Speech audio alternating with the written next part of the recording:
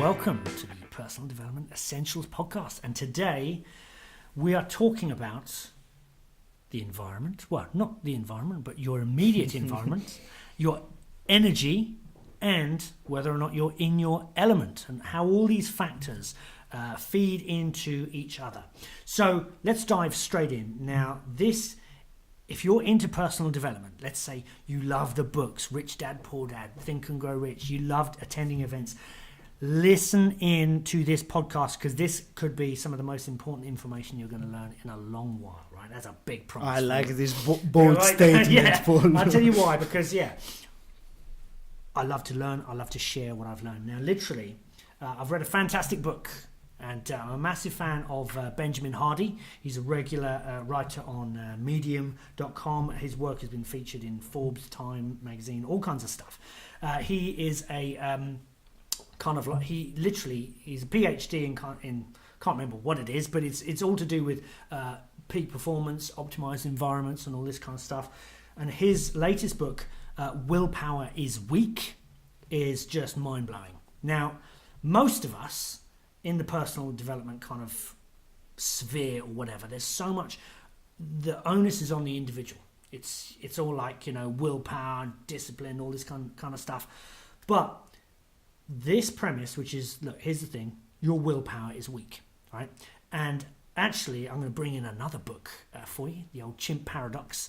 And I love to use this one because, we've spoken before about, lower self and higher self, right? And whether it's like Nietzsche or Robert Greene or Dalio, we all talk about the higher self and the lower self. Now, the lower self is, the fact that we are highly evolved primates, right?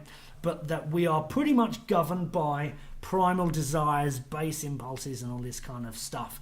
And actual fact, and this is certainly as in the Chimp Paradox, it says, imagine chimpanzees are like 4 times stronger than normal human beings, right? So if you imagine your lower self is 4 times stronger than your higher self. And this is why it's so easy to succumb to our primal desires or whatever, base instincts, and why people struggle with sticking to diets and all this kind of stuff. Because often when we're tired, fatigued, or whatever, our inner monkey takes over. Yeah, we turn back to the primal level literally of pain versus pleasure. We want instant gratification. Exactly. I call it my inner junkie monkey. I'm not a crack addict or anything like that, but I've got a few addictions here and there, junk food and all this kind of stuff, right? So anyway, the premise of this kind of book, we're talking about willpower is weak. It's like, here's the thing, willpower is weak, and what we're learning about peak performance is your environment is one of the biggest determining factors in your success, right? So it's like, well, what we then want to do, if you're serious about success and you're ambitious and all this kind of stuff, then you want to optimize your environment in advance for success. You want to work on the basis that your lower self, or inner junkie monkey, whatever you call him, is, he is weak. He's going to succumb to temptation. He's going to eat that cream cake or whatever. He's going to want to slack off the gym or whatever. So what you want to do is, by optimizing your environment in advance, you optimize your environment in advance for success.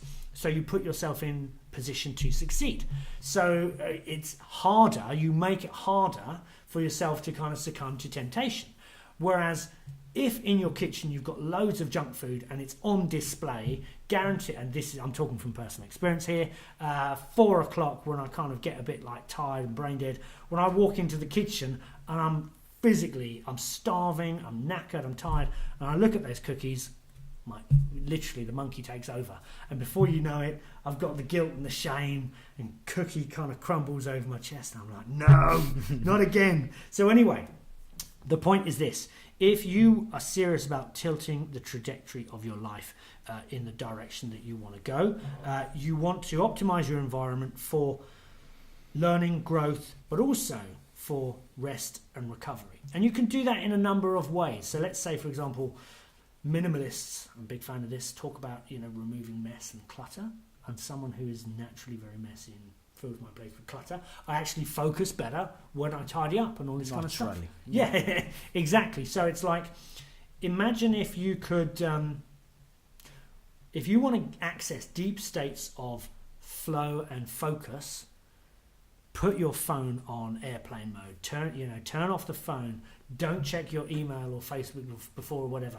Stick on that nice ambient music with binaural beats or something without lyrics on repeat or whatever, because by putting yourself in the optimal environment, removing distractions and all that kind of stuff, because here's the thing, focusing and this kind of stuff, it's actually pretty hard. And there's also, to give you an example, there's between 3 to 5 hours, 5 hours max, but generally speaking 3, of deep work that you can do in a day.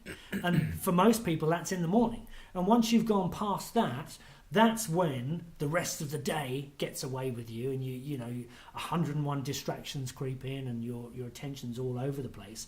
So this is why a lot of people carve out, ourselves included, morning routines. Literally, you protect your time in the morning and all that kind of stuff.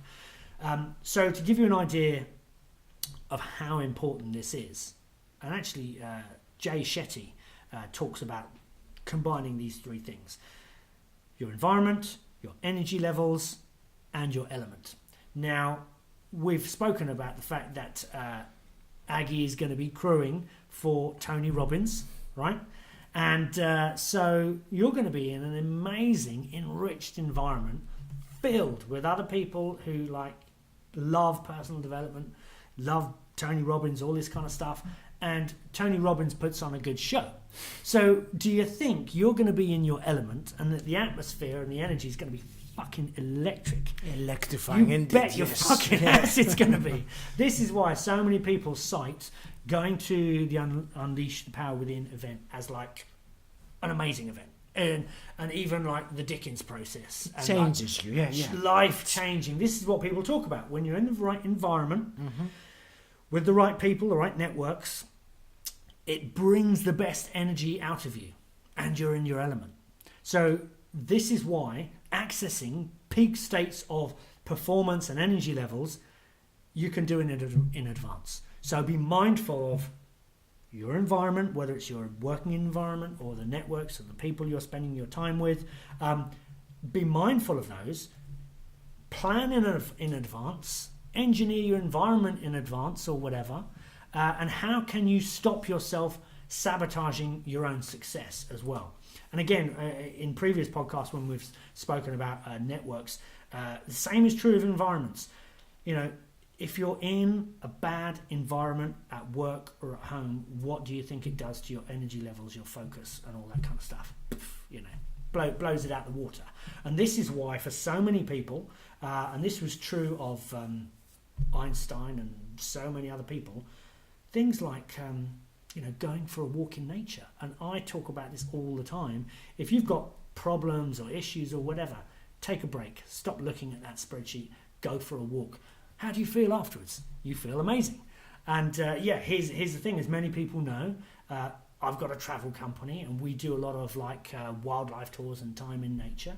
And one of the things we do, we call them life-changing journeys, is we take people out to some of the most beautiful places on earth, like in nature, and we take people away, with a tribe of mentors, the right kind of people. So literally, just like Tony Robbins at a UPW event or whatever, when you're in that kind of environment with the right people, you'd say you're in your element.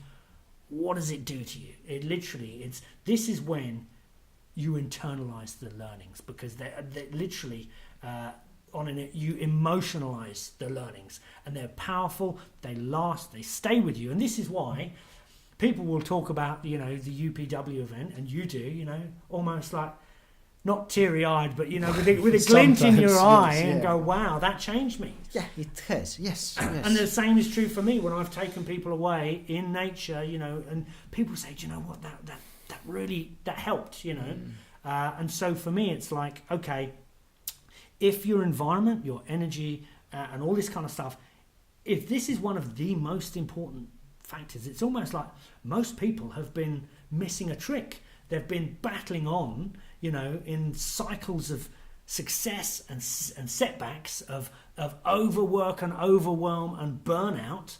And it's like, actually, you need to consciously be mindful of where you are, and kind of, you can even schedule your days accordingly.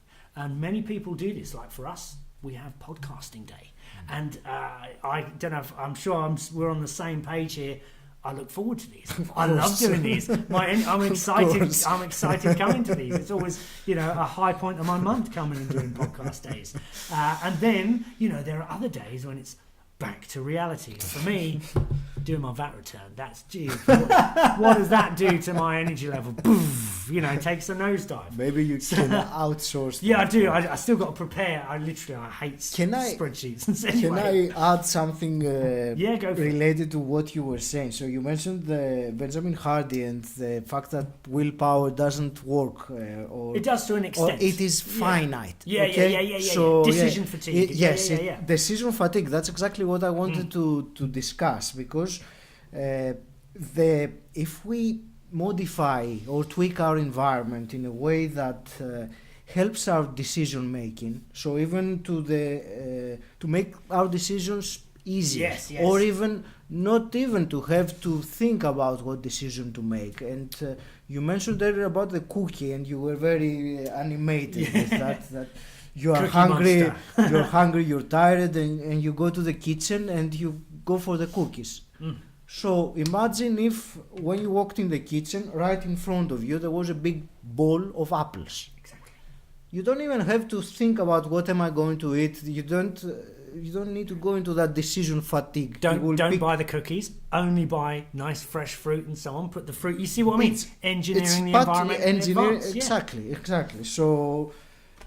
Yeah, and that will lead to healthier life as well. Yeah, and that's the thing. And Benjamin Hardy, he calls it outsourcing to the environment. So let's say, for example, if you're struggling with exercising in a certain room in the house, and that room just doesn't do it for you, well, maybe go outside, go for a run, or maybe go to the gym. Because for me, I tell you the difference. When I'm doing weights or exercise at home, the difference compared to when I'm doing it at the gym, it's a world of difference. And especially when I'm doing it at the gym and I've got a partner or a spotter or whatever, it's like I'm in the right environment and with the right people.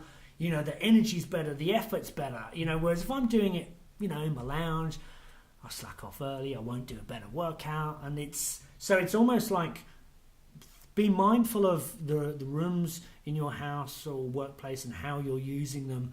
Switch it up as well. Switch it up, because see what that does to your attention, your energy levels, and all this kind of stuff. It creates a vibration as well when you do something consistently in one part of your house. And I usually have that example of meditation. It's if you meditate, it's ideal if you have a specific area, a specific chair or a specific corner in your house, that you do that all the time, because we may not be able to see it, but the vibrations are picked up by the environment and they stay there. So what you said about engineering our environment, it's not just in the obvious ways, it's even in ways that we can't see directly or with our senses, but it happens. Even if you think about it this way, I always say that phrase, whatever's in your field of focus floods your physiology, but that's so true of your environment. And to give you an idea, let's say, for example,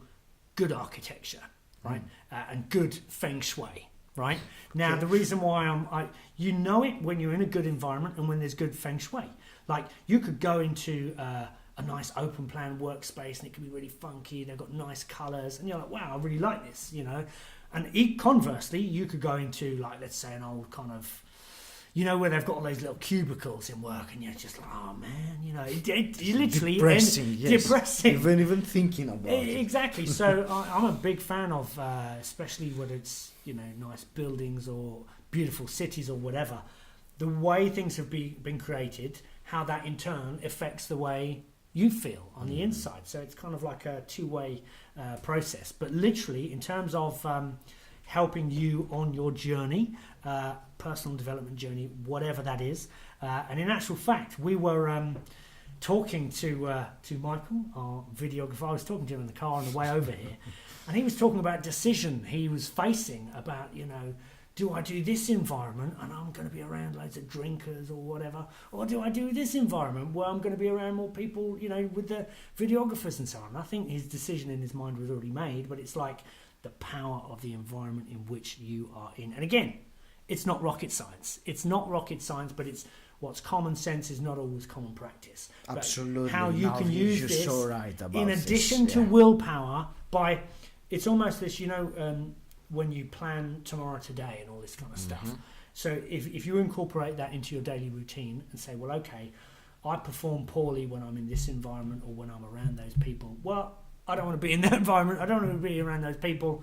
I'm going to proactively, I'm going to study in this environment. I'm going to proactively, turn my phone off in advance. I'm going to proactively do this. I'm going to proactively seek out the right networks, the right people. I'm going to proactively turn up at the gym and do that kind of stuff. And then, this is what I love about growth. Growth, this is Fibonacci sequence and all this kind of stuff. Growth, when the conditions are right, growth is automatic. It just happens. As human beings, we just have to turn up, almost. And Benjamin Hardy talks about this as well. It's almost like by also engineering your environment for success, but also putting yourself in position to succeed and also utilizing dates and deadlines. And for me, I tell you what I do, whenever I do it, let's say public speaking gigs or whatever, I'll say yes and I'll act before I'm ready. Someone will ask me, hey, do you want to do this or whatever? And if I think it's a good opportunity, Richard Branson says the same. It's like, even if you don't think it, say yes. And then think about how you're going to do it later. Yes. Yeah, and exactly. And then you grow into it. And I heard a lovely phrase. I think I heard this on, could have been I Love Marketing again. Another shout out to Joe Polish there, great podcast. And someone said, success comes in cans. I'll say that again. Success comes in cans. It doesn't come in I can't, or I cannot. Oh, right. You see what I mean? Yes, okay. But it's a nice way of thinking about it when you have that that mindset and you're just like, I'm going to figure it out. I'm just going to turn up and I'll figure it out. And that, acting before you're ready, but making sure you're doing it in the right environment. And so for me, what I love about networks and the right kind of environments is I go there to learn. And I love to kind of, I want to make sure that I'm almost the stupidest person in the room. I want to learn from other people as well. And you learn almost by osmosis. That growth, it's a natural process when the right conditions are met. Absolutely. And I'll mention something that is maybe a little bit different on its approach to environment. I would call it like the outer state, whatever it is happening out there. In many ways, it is a reflection of our inner state. So if we want to change or engineer, as you say, the environment, it has to start to some extent from inside of us, from the way that we think, because that is going to produce the changes either by reflecting them or by the actions that we will consciously take in order to change the environment and make it the way that we want it to be. That's a good point, actually. They did a study, I was reading about it, in terms of how our environment affects our health, our well-being, our happiness, even the life expectancy. And they found some countries or some areas within countries that they have the biggest longevity on the planet. And they studied them and they found that it is the environment that removes the unnecessary decision process from their life. So they have to, for example, grow their own food and vegetables because it's very difficult to import stuff because they are right in the middle of nowhere. So it's impractical. And because of, for example, the landscape, they can't take cars or things, so they have to walk. So the environment is already engineered, or they are living in an environment that forces them To be healthy. To be healthy. Yeah. So they don't have a choice, and these people live over 100 years old. So there are 5 or 6 areas. So it's a really it's good point. fascinating Actually, to read and about. If you think this. about it, conversely, the phrase "comfort is a killer." What I mean by that is, when you sit down at the end of the day on your sofa and all this kind of stuff, some people who just don't get off that sofa because it's too comfortable. But a lot of growth sometimes for me, and to give you an idea, it's like, let's say if you are wherever you are in your life, and I've called it the gap. The famous you know what gap, I think yes. about the gap, right? Okay, so the gap is the distance between your dream, where you're going, and where you are, right? Now, and again, this comes from Stoic philosophy. I'm a big fan, and the gap may be massive, right? And you might be miles away from where you want to be in life. Now, some people, either they crumble and they're just like, the gap's too big. There's no way I'm going to get across that gap.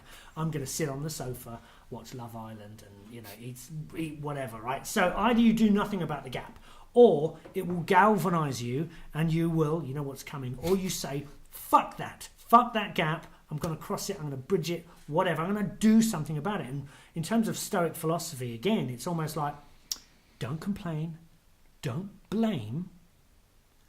What are you going to do about it? What is within your control? What can you do about it? So, and actually, Gary Vaynerchuk talks about this, and I don't know who swears more on whenever he's talking. Gary, I'm sure he probably beats me on the swearing stakes So far. But he talks about, and I loved it. He uses 3 words. And what now? Fuck yesterday. Oh, you've had a tough life, this and that. Boo hoo. What are you going to do about it? And what now? And so going back to if you're in a bad environment, people don't want to hear you complain. And here's the thing, I've had this in my life. People just don't want to hear you complain. They don't want to hear you blame and, I can't do this because of X, Y, and Z. That's disempowering to yourself, right? But, if you're in a bad environment, move. There's a lovely quote by Dr. Zeus or whatever. I can't remember the quotes, but it's all about, there's a lot of wisdom in some of his things. It's about the fact that you can move. If you're in a bad situation, do something about it. Take a step. I can't remember the quote. You know the quotes. Yeah. You know the quote I mean. If you don't like where you are at, change it. You are not a tree. Yeah. You can go somewhere else. You can exactly. become something else. So for me, your environmental triggers, they can, trigger you either negatively, say you pick up, junk food or whatever, or you can engineer the environment to adapt and so on, to adapt and overcome. And what we're saying is essentially that by stacking the deck in your favour, by engineering the environment in advance, you set yourself up to win, because willpower is weak, and we all get decision fatigue. As there's that lovely phrase by Vince Lombardi, fatigue makes cowards of us all. So with the best will in the world, me included, with the best will in the world, I may have thousands of things on my to-do list, but you know what? Come 4, 5, 6 o'clock, I'm brain dead. You run out of it eventually, and no matter how much external motivation you might use, it's still not enough to propel you forwards. Motivation is a great tool, but it's not enough. Limited. Otherwise, what Nike says, just do it. That should be enough. Just do it. But it's not as simple as that. Yeah, it's not Otherwise, as simple as we that. would all just do it. Yeah, and the other thing is, so many of us, and I always say in today's environment, we are bombarded with, whether it's images of people leading seemingly better lives than us on social media or adverts or whatever. Compared to despair. Yeah, and so many people are kind of overworked, overwhelmed, feeling a lot of stress, and they're trapped in this kind of never-ending cycle of trying to do more. And I've been in that cycle, and actually the more I kind of hang around with very successful people and study them and so on, actually success, and I'm not just talking about money, I'm just talking about success however you define it. It can be simple, it can be super simple, but where most people go wrong is just kind of trying to do more, trying to fill more and more into their life. And there's a wonderful phrase which is simplicity is the highest form of sophistication. And whether you're an expert chef or whatever, what you want to do is trim away all the extraneous kind of, and this is where I'm at in my life now. It's almost like beginning to kind of learning to say no, trying to get better at discerning, what I'm going to allow onto my to-do list, what I'm going to allow onto my kind of, my action plans and all this kind of stuff. Yeah. So, but yeah, what we're saying is the environment, the people you're with, all this kind of stuff impacts you like you wouldn't believe. It is one of the most important things. So stop just trying to do it all yourself. Stop relying on willpower and then feeling guilty when you're not, smashing it as much as you'd like, because we're all human at the end of the day and we run out of energy, and we also run out of, I always say there's a difference between, your attention is different from time, because as a biological organism, like we said, what's your attention like? What's your focus like at 4, 5, 6, 7, 8? We're all different, but generally speaking, we've got peak kind of areas where we're at our best and so on. So being mindful of your own biology and all that kind of stuff, and so for me, it's like morning times. I'm good in the mornings. Okay, I'll do this type of. Sorry to interrupt. We need to do an episode one day about sleep. Yes. And the circadian rhythms and the chronotype, because there are people, you and me are morning persons, but there are others that really cannot perform well in the morning, and then towards the afternoon or early evening, they're so much more productive. So that's absolutely fine. It's just a different, it's called a chronotype. Yeah, and even, you just touched on something there. I saw a really interesting program about, there was a Royal Marine guy, and he was... they did an experiment where he was deprived of all light, all sunlight for a week or something. Right. And it literally, they were taking all kinds of, scientific measurements, and it completely screwed him over. Here's a guy with strong willpower and all this kind of stuff, but you cannot get over the effects of your environment. And as an animal, little things like air quality, sunlight, all these kind of things impact you more than you know. Yeah. So this is why we're all saying go out for a walk in nature, blah blah blah. But yeah, there's a ton of stuff in here. So we've got some book recommendations for people to take away. One is Willpower is Weak by Benjamin Hardy. The other is The Success Formula by Success Formula. Ty Lopez is always recommending it, but that's a really good book. But in both of those books, they're talking about your environment, your networks, all this kind of stuff have the biggest impact on your energy and all this kind of stuff. So ignore them at your peril. I think that's kind of all I've got to say on the subject for now. But is there anything you want to add, Aggie? No, I think we covered quite a lot. I believe let's make a conscious effort and look at our environment in every aspect of what environment, not just the physical environment, also the people that are around us, even the kind of the food that we eat. Everything is environment. Let's make a conscious effort to observe it and improve on some elements of it, because we will be surprised of how much shit is around us and we don't even realize. So now, takeaway for you, we've given you some book suggestions, but if you're struggling in any area, it could be a diet, it could be a learning environment or whatever, think about the role that the environment is playing on it, and think, how can you tweak, how can you make those little adjustments to the environment in which you work, play and live. How can you tweak those to stack the deck in your favour? So I hope that's a good takeaway for you. And until next time, thank you very much. Thank you for listening. Bye.